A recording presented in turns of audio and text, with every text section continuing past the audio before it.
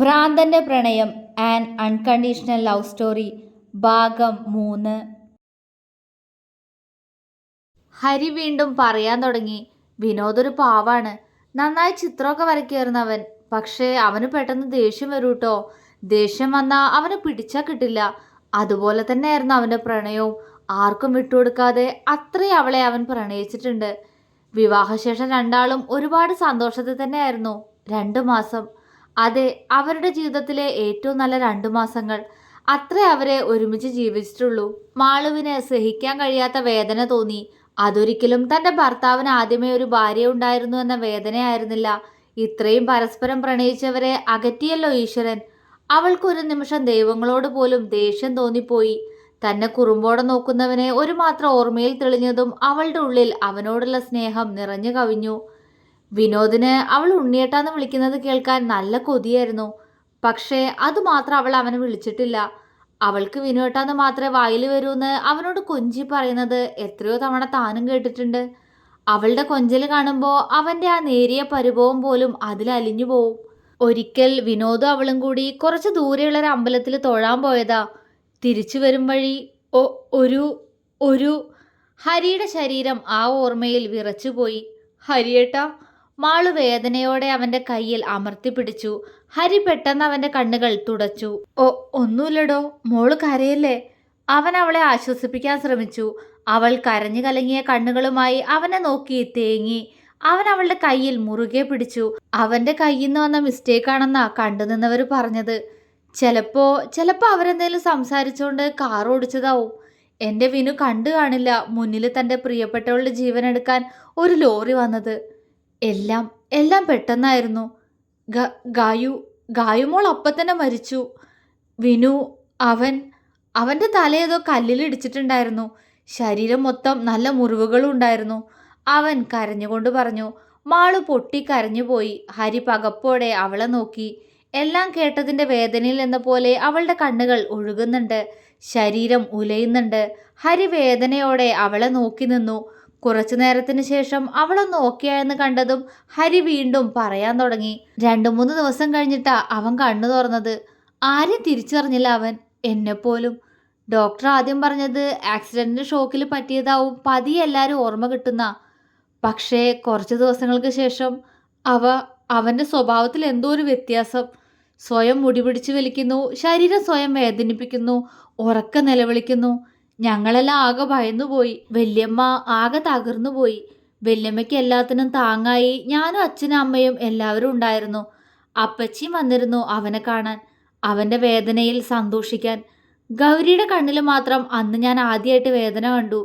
പക്ഷേ ആരോടും സംസാരിക്കാൻ പറ്റിയ അവസ്ഥയിലല്ലായിരുന്നു ഞങ്ങൾ. അവൻ്റെ കൺമുന്നിൽ വെച്ചല്ലായിരുന്നോ അവൻ്റെ ജീവനായവൾ അവനെ വിട്ടുപോയത്. ആ ഷോക്ക് അവന് താങ്ങാൻ കഴിഞ്ഞു കാണില്ല. അവൻ്റെ മനസ്സ് പിടിവിട്ടുപോയി. എത്ര ഉച്ചത്തിൽ കരഞ്ഞാലും അവൻ്റെ വായിന്ന് ആകെ വരുന്നൊരു പേര്, എൻ്റെ ഗായു. പിന്നീട് അവനെ മാനസിക രോഗികളുടെ ഇടയിൽ എൻ്റെ വിനു. സഹിച്ചില്ലടോ എനിക്ക്. മറ്റുള്ളവരെ ഉപദ്രവിക്കുകയൊക്കെ ചെയ്യുമായിരുന്നു അവൻ. വല്ലാതെ വയലൻ്റ് ആവുമ്പോൾ ഷോക്ക് ട്രീറ്റ്മെൻറ്റ് ചെയ്യും. ഹരിയുടെ വാക്കുകൾ പലയിടത്തും ഇടറാൻ തുടങ്ങിയിരുന്നു. കൂട്ടുകാരനായവൻ്റെ, കൂടപ്പിറപ്പായവൻ്റെ വേദന അവനെയും വേദനിപ്പിക്കുന്നുണ്ടായിരുന്നു. പിന്നീട് കുറേ കാലം അവൻ സൈലൻ്റ് ആയിരുന്നു, ആരോടൊന്നും മിണ്ടാതെ. അവന് ഗായു മാത്രമുള്ള ലോകത്ത്. അവളോട് അവൻ സംസാരിക്കാറുണ്ട്, ചിരിക്കാറുണ്ട്, എല്ലാം ചെയ്യാറുണ്ട്. ഹരി വേദനയിൽ പറഞ്ഞു. ഹരിയേട്ടാ, ഇടർന്ന സ്വരത്തിൽ മാളു വിളിച്ചു. അവൻ അവളെ വെറുതെ കുറച്ചു നേരം നോക്കി നിന്നു. അവൾ എന്താ എന്ന പോലെ അവനെ നോക്കി. മോൾക്കൊരു കാര്യം അറിയോ? അവൻ വിടർന്ന കണ്ണോടെ ചോദിച്ചു. എന്താ? അവളിലും ആകാംക്ഷ. മോളെ കാണാൻ ഞങ്ങളുടെ ഗായുമോളെ പോലെയാ, അവൻ സന്തോഷത്തോടെ പറഞ്ഞു.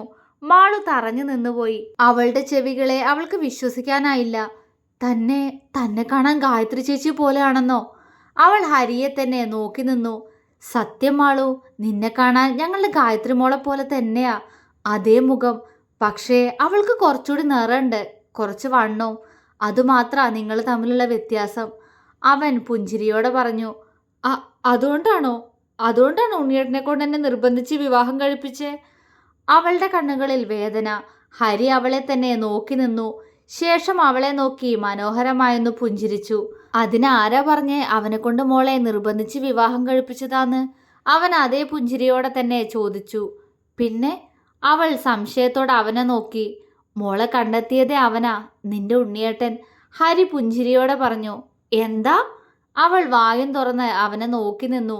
അത് കണ്ടപ്പോൾ അവന് ചിരി വന്നുപോയി. അവൻ പതിയെ അവളുടെ തലയിൽ ഒന്ന് കൊട്ടി. ഹൗ! അവൾ വേദനയോടെ ശബ്ദമുണ്ടാക്കി.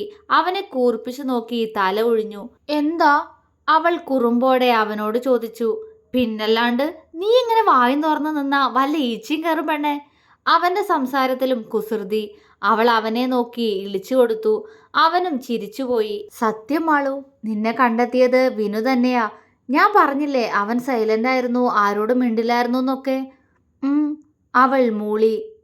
പക്ഷേ പോകെ പോകെ വല്യമ്മ അവനോട് അടുക്കാൻ ശ്രമിച്ചു. ആദ്യമൊക്കെ അവൻ അവരെ റൂമിലേക്ക് കയറാൻ തന്നെ സമ്മതിച്ചിരുന്നില്ല. അവൻ പറഞ്ഞിരുന്നത് എല്ലാവരും ചേർന്ന് അവന് ഗായുവിനെ അവനിൽ നിന്ന് അകറ്റിയെന്നാ. പക്ഷേ എത്രയൊക്കെ ആയാലും അമ്മയല്ലേ. അവൻ്റെ ഈ അവസ്ഥ വല്യമ്മയ്ക്ക് സഹിക്കാനാകുന്നില്ലായിരുന്നു. ഒരിക്കൽ റൂമിലേക്ക് കയറാൻ ശ്രമിച്ച അവരെ വിനോദ് ഇറക്കി വിട്ടു. കുറേ ദേഷ്യപ്പെട്ടു. പക്ഷേ ഇത്തവണ വല്യമ്മ പിന്മാറാൻ തയ്യാറായിരുന്നില്ല.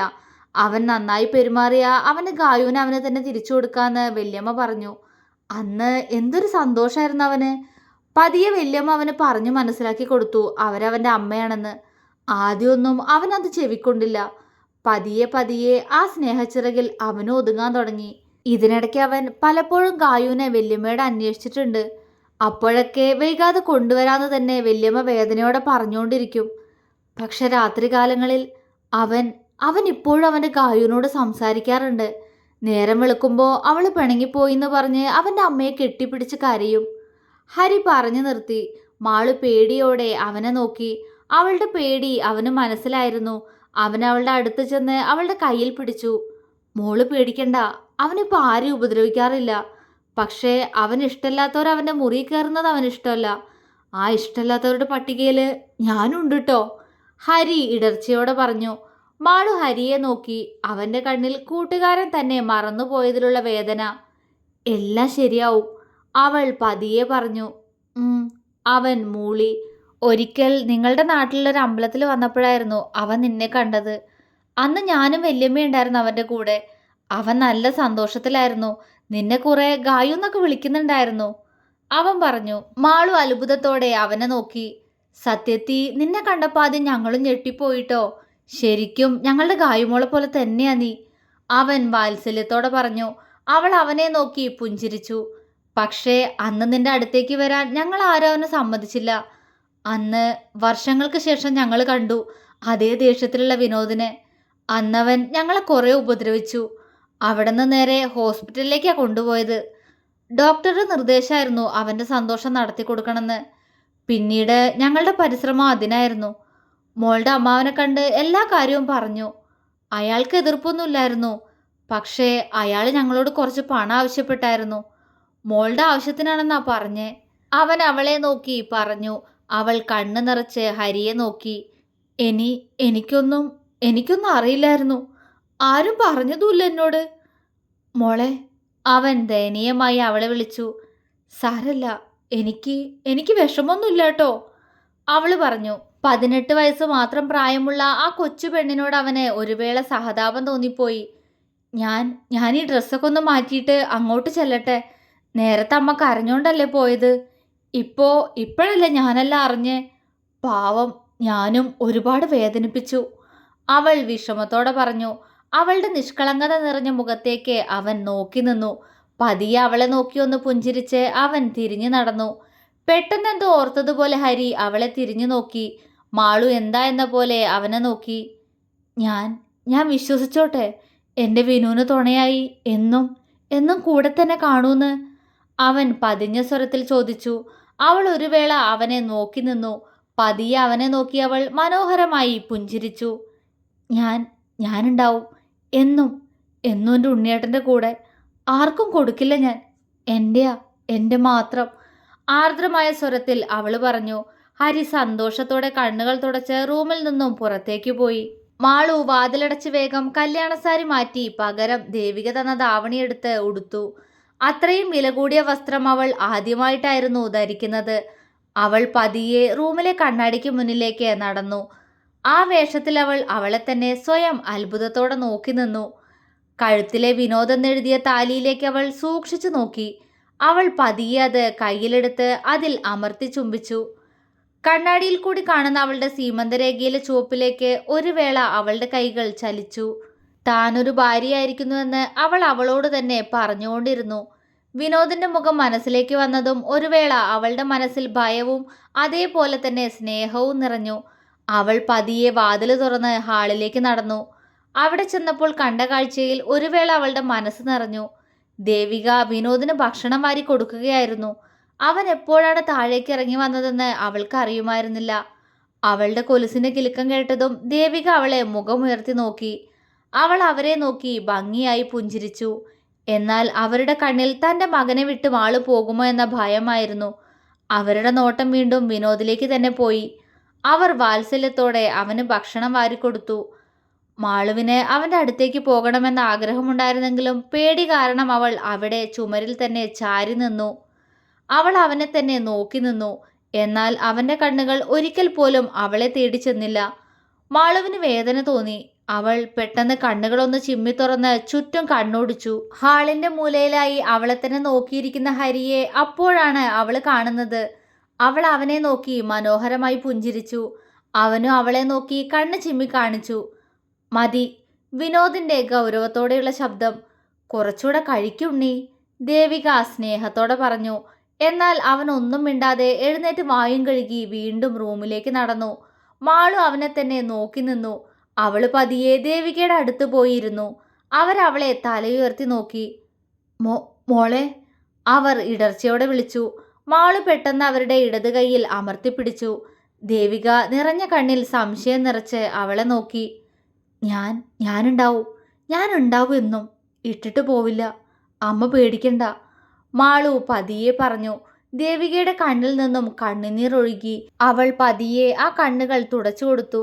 ഇതെല്ലാം കണ്ട് ചുണ്ടിലൊരു പുഞ്ചിരിയോടെ ഇരിക്കുകയായിരുന്നു ഹരി. അപ്പോൾ എനിക്കും കൂടി വാരി തരാവോ അമ്മേ? അവൾ പതിയെ അവരോട് ചോദിച്ചു.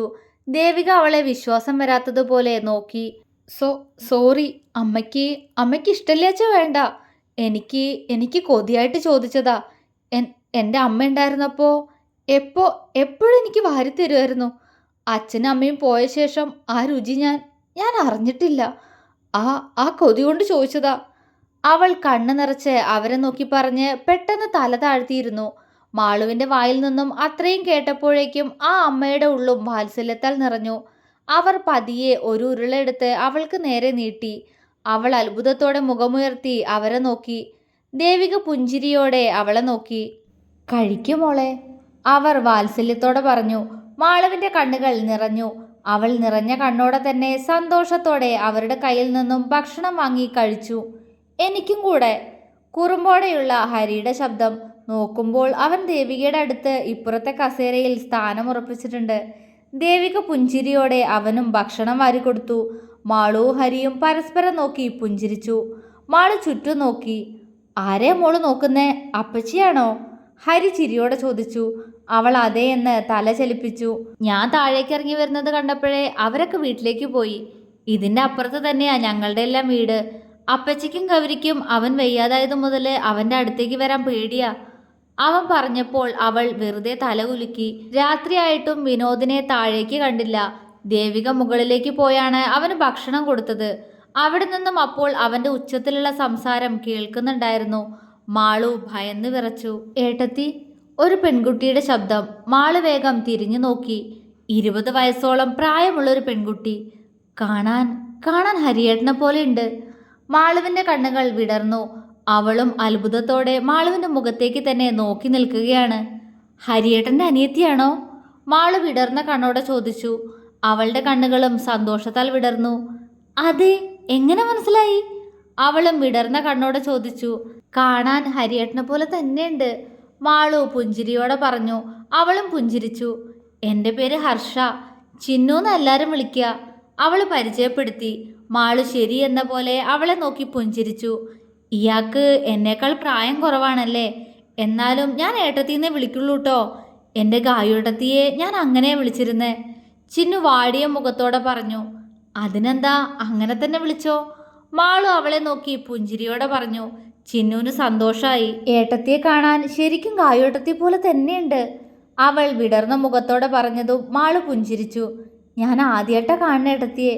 കല്യാണം അത്ര ഗംഭീരമായിട്ടൊന്നും നടത്തിയില്ലല്ലോ, അതുകൊണ്ട് എന്നെ ഒന്നും ആരും കൂട്ടിയില്ല. അവൾ വിഷമത്തോടെ പറഞ്ഞു.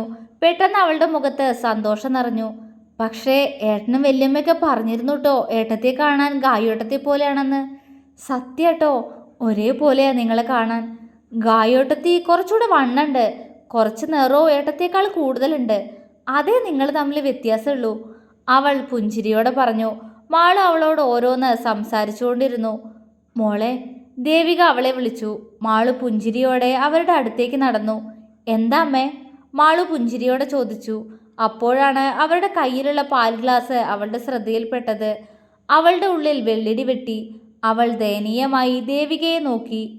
മോള് ചെല്ല്, മോൻ അന്വേഷിക്കുന്നുണ്ടായിരുന്നു നേരത്തെ, അവർ പതിയെ പറഞ്ഞു. അവരുടെ കണ്ണിലെ വേദന കണ്ടപ്പോൾ അവളുടെ ഉള്ളവും നൊന്തു. അവൾ പെട്ടെന്ന് അവരുടെ കയ്യിൽ നിന്നും പാൽ ഗ്ലാസ് വാങ്ങി മുകളിലേക്ക് നടന്നു. ദേവികയും ചിന്നുവും അവളെ പകപ്പോടെ നോക്കുന്നുണ്ടായിരുന്നു. പക്ഷെ അവൾ ആരെയും നോക്കാതെ തന്നെ മുകളിലേക്ക് പോയി. തൻ്റെ ജീവിതത്തിൽ ഇനിയും എന്തൊക്കെയാണ് നടക്കാൻ പോകുന്നതെന്ന ഭയമായിരുന്നു അവളുടെ ഉള്ളിൽ. എന്നാൽ മുറിയിലൊരുവൻ അവൻ്റെ ഗായുവിനെ പ്രണയത്താൽ മൂടാൻ കാത്തിരിക്കുകയായിരുന്നു. മാള് വിറയ്ക്കുന്ന കൈകളോടെ റൂമിൻ്റെ വാതിൽ പതിയെ തുറന്നു. റൂമിൽ മൊത്തം ഇരുട്ടായിരുന്നു. അത് കണ്ടപ്പോൾ തന്നെ മാള് നിന്ന് വിറയ്ക്കാൻ തുടങ്ങിയിരുന്നു. അവൾ വിറയ്ക്കുന്ന കാലടികളോടെ പതുക്കെ അകത്തേക്ക് കയറി വാതിലടച്ചു. റൂമിൽ ഇരുട്ടായിരുന്നെങ്കിലും നിലാവിൻ്റെ നേരിയ വെളിച്ചം തുറന്നിട്ട ജനാലയിലൂടെ അകത്തേക്ക് വരുന്നുണ്ടായിരുന്നു. മാളു ചുറ്റിനും അവനു വേണ്ടി കണ്ണുകൾ പായിച്ചു. കണ്ടു, ജനൽ കമ്പിമേൽ പിടിച്ചുകൊണ്ട് ആകാശത്തേക്ക് നോക്കിക്കൊണ്ട് നിൽക്കുകയാണ് വിനോദ്. മാളു കുറച്ചു നേരം അങ്ങനെ തന്നെ നിന്നു. പതിയെ അവൾ ലൈറ്റിനായി ചുറ്റും തിരഞ്ഞു. അവളുടെ കൈയാൽ റൂമിൽ വെളിച്ചം പരന്നു. മാളുവിന് പേടി തോന്നിയെങ്കിലും അവൾ പതിയെ കയ്യിലുള്ള പാൽ ഗ്ലാസ് അവിടെയുള്ള ടേബിളിന് മുകളിൽ വെച്ചു. അസ്വസ്ഥത നിറഞ്ഞ അവൻ്റെ ശബ്ദം. അവൾ പെട്ടെന്ന് അവനെ തിരിഞ്ഞു നോക്കി. അപ്പോഴാണ് അവളുടെ കണ്ണുകൾ റൂമിൻ്റെ ചുമരിലുള്ള ചിത്രങ്ങളിലേക്ക് പോയത്. മാളു ഞെട്ടിത്തെറിച്ച് അതിലേക്ക് തന്നെ നോക്കി നിന്നു. അവളുടെ കണ്ണുകളെപ്പോലും വിശ്വസിക്കാൻ അവൾക്ക് കഴിഞ്ഞില്ല. അവളുടെ കണ്ണുകൾ നിറഞ്ഞു. അവൾ നിറഞ്ഞ കണ്ണോടെ തന്നെ റൂമിലെ ചിത്രങ്ങൾ നോക്കി കണ്ടു. ചുമരിൽ ഒരുപാട് ചിത്രങ്ങൾ. അവയ്ക്കെല്ലാം ഒരു പെൺകുട്ടിയുടെ മുഖം. അതെ, തൻ്റെ മുഖമാണ് ആ പെൺകുട്ടിക്ക്. ഗായത്രി ചേച്ചി. അവളുടെ ചുണ്ടുകൾ പതിയെ മന്ത്രിച്ചു. അവൾ പതിയെ ഒരു ചിത്രത്തിനരികിലേക്ക് നടന്നു. അത്ഭുതത്തോടെ അവളുടെ വിരലുകൾ ആ ചിത്രത്തിൽ സ്പർശിച്ചു. ശരിക്കും എന്നെപ്പോലെ തന്നെയുണ്ട് ഗായത്രി ചേച്ചി കാണാൻ, അവൾ മനസ്സിൽ പറഞ്ഞു. ഉണ്ണിയേട്ടൻ ഇത്രയും നന്നായിട്ട് ചിത്രം വരയ്ക്കുമായിരുന്നോ? എന്ത് രസാ കാണാൻ, അവൾ വിടർന്ന മുഖത്തോടെ മനസ്സിൽ ചിന്തിച്ചു. ദേഷ്യത്തോടെയുള്ള വിനോദിന്റെ ശബ്ദം. മാളു പേടിയോടെ ചിത്രത്തിൽ നിന്നും കണ്ണുമാറ്റി അവനെ നോക്കി. അവൻ ജനൽ കമ്പിയിൽ തന്നെ പിടിച്ച് തിരിഞ്ഞു നിൽക്കുകയാണ്. പക്ഷേ അവൻ്റെ കൈ ജനൽ കമ്പിയെ ഞെരിക്കുന്നുണ്ട്. മാളുവിന് പേടി തോന്നി. അവനെന്തോ പതിയെ പറയുന്നുണ്ടായിരുന്നു. അവൾ അത് കേൾക്കാൻ എന്ന പോലെ ചെവി വട്ടം പിടിച്ചു. എന്നോട് മിണ്ടണ്ട, എൻ്റെ അടുത്തേക്ക് വന്നില്ലല്ലോ. എന്ന് രാത്രി വരാറില്ലേ എൻ്റെ അടുത്തേക്ക്? രാവിലെയല്ലേ വിനോദിനോട് പിണങ്ങി പോവാറുള്ളൂ. പിന്നെ എന്നെന്താ കായു നീ എൻ്റെ അടുത്തേക്ക് വരാത്തെ? ആദ്യം ദേഷ്യത്തോടെയും പിന്നീട് സങ്കടത്തോടെയുമുള്ള അവൻ്റെ ശബ്ദം. മാളവിൻ്റെ കണ്ണുകൾ നിറഞ്ഞു. എന്നെ കല്യാണം കഴിച്ചതൊന്നും അപ്പോൾ ഉണ്ണിയേട്ടന് ഓർമ്മയില്ലേ? എന്നെക്കുറിച്ച് ചിന്തിക്കുന്നില്ലേ? അവൾക്ക് വേദന തോന്നി. അവൾ പേടിയോടെയെങ്കിലും പതിയെ അവൻ്റെ അടുത്തേക്ക് നടന്ന് അവൻ്റെ പുറകിൽ പോയി നിന്നു. ഉണ്ണിയേട്ടാ, വിറച്ചുകൊണ്ട് അവൾ വിളിച്ചു. വിനോദ് പെട്ടെന്ന് തിരിഞ്ഞു നോക്കി. അവളെ കണ്ട അവൻ്റെ മുഖം ചുളിഞ്ഞു. പെട്ടെന്ന് അവൻ്റെ മുഖത്ത് ദേഷ്യം നിറഞ്ഞു. തുടരും.